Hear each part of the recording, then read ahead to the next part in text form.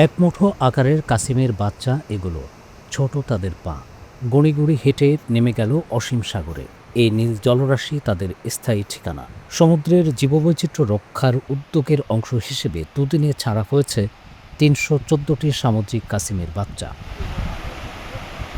জীববৈচিত্র্য রক্ষায় কাজ করা সংস্থা কোডেক, সংস্থাটির কমিউনিটি লেড টার্টল কনজারভেশন প্রকল্পের আওতায় টেকনাফ ওকিয়া উপকূলের মাদারবনিয়া ও সেপুটখালী হ্যাচারি থেকে এসব কাসিমের বাচ্চা সাগরে ছাড়া হয়েছে।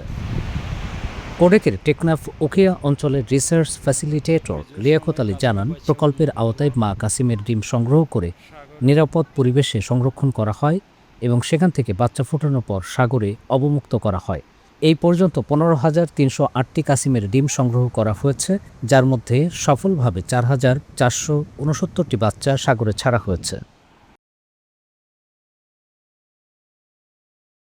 কালার এক্সপার্ট এবং ডার্ক স্যাপ সমৃদ্ধ অরিক্স অ্যাডভান্স ডিটারজেন্ট পাউডার আপনার লন্ড্রি এক্সপার্ট।